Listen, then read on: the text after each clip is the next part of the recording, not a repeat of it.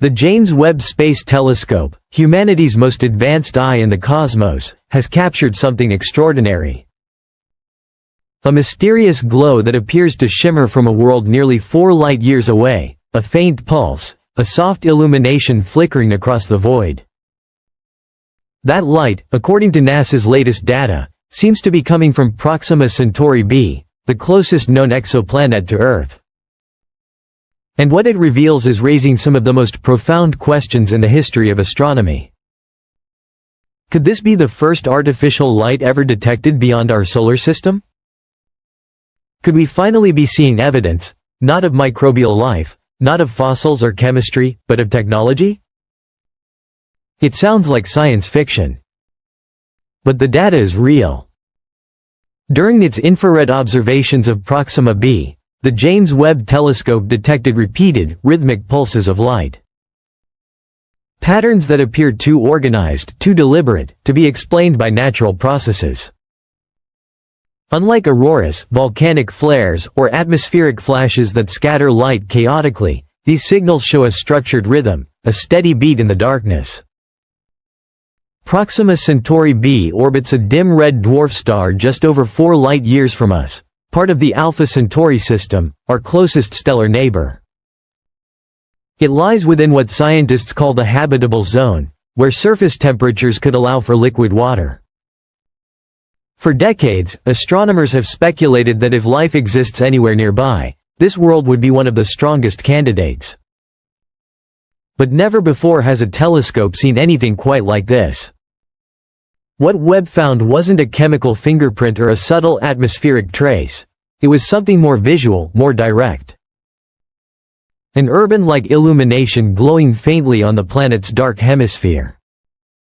Unlike Earth, which rotates and shares sunlight across its surface, Proxima b is thought to be tidally locked, one side eternally scorched by its star, the other trapped in permanent night.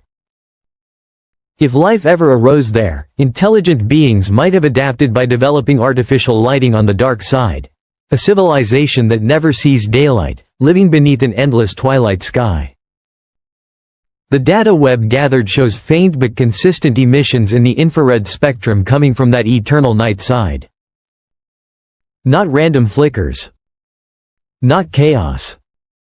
A steady, repeating glow. One that eerily mirrors the way Earth's cities shine when viewed from orbit. Astronomers like David Kipping from Columbia University have voiced cautious optimism. This isn't noise, he says. This is a pattern that begs explanation. The possibility of artificial illumination is not something science treats lightly. Every photon, every spectral curve must survive rigorous testing before such an idea can even be whispered. Yet the evidence, faint though it may be, persists. Proxima Centauri, the parent star, is a volatile red dwarf, prone to violent flares that could strip away a planet's atmosphere. But if Proxima b retained even a dense, protective layer of gases, it could shield life below the surface.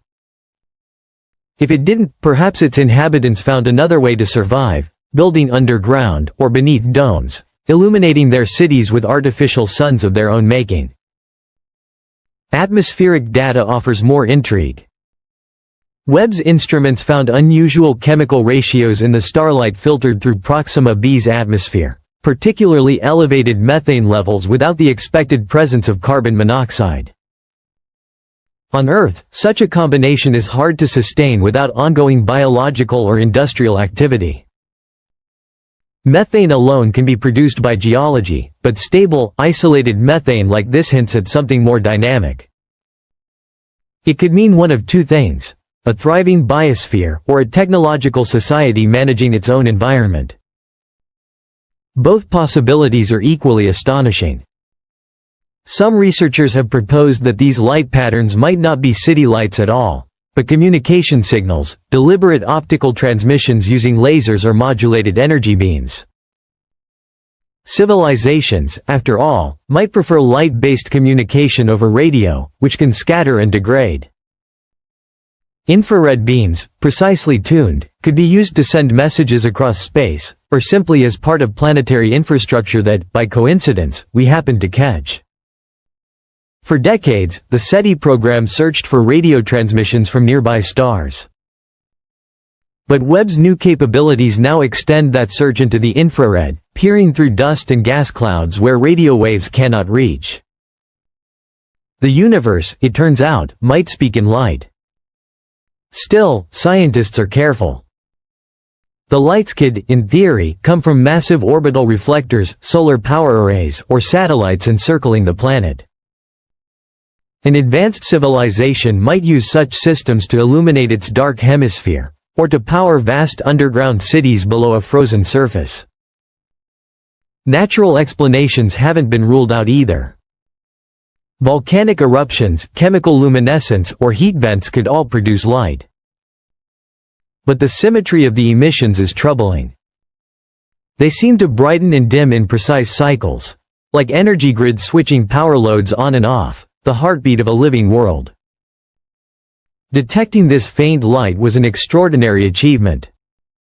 Stars like Proxima Centauri outshine their planets by billions of times, making direct imaging almost impossible. Webb succeeded only through the use of a coronagraph, an instrument that blocks a star's glare so that faint surrounding objects can be seen. Future missions will push even further. NASA's upcoming Habitable Worlds Observatory will feature new starlight blocking systems to directly image Earth-like worlds. And a concept called the Starshade, a massive flower-shaped spacecraft, could fly tens of thousands of kilometers ahead of a telescope, casting a shadow that allows scientists to see dim planets in full clarity. Ground-based giants are joining the effort too. The extremely large telescope in Chile, set to begin operation by 2028, will peer into the atmospheres of distant worlds using adaptive optics to correct distortions caused by Earth's air. It could help confirm whether the glows on Proxima b are truly artificial, or if nature, once again, has surprised us with something new. If these lights turn out to be real and technological, it would mark one of the most profound discoveries in human history, the first evidence of another civilization orbiting the nearest star to our own. Just 4.24 light-years away, a civilization might be looking up at their own night sky, wondering if they, too, are alone. What would their world be like? Would they live beneath domes or in vast underground cities, powered by artificial suns? Would they be explorers, scientists, survivors of a hostile red dwarf star? Or would they be watching us, just as we are watching them, through their own version of a telescope, their own eye turned toward the pale light of our sun? Such thoughts pull us beyond science and into philosophy. They remind us that discovery isn't just about data, it's about wonder. Whether these glows are alien cities or strange geological processes, they force us to reconsider our place in the cosmos. Skeptics remain, and rightly so. Science demands proof, not hope. But every new discovery begins with a mystery like this, a flicker in the dark, a signal that refuses to be ignored. Astronomers now plan follow-up missions, deeper infrared scans, and multi-angle observations. They will test, analyze, and debate for years. Yet one fact is undeniable: for the first time, we've seen something near another star that feels familiar. A light in the dark. A signal that whispers across 4 light-years of space. And perhaps, just perhaps, the first quiet message from neighbors we have never met. Because if those lights on Proxima Centauri b are real, if they truly are artificial, then they are not just illuminating a distant world. They are illuminating us. Our hope, our curiosity, our endless desire to know what lies beyond. And in that silent glow, humanity may have just glimpsed the reflection of itself. Subscribe to our channel and thanks for watching.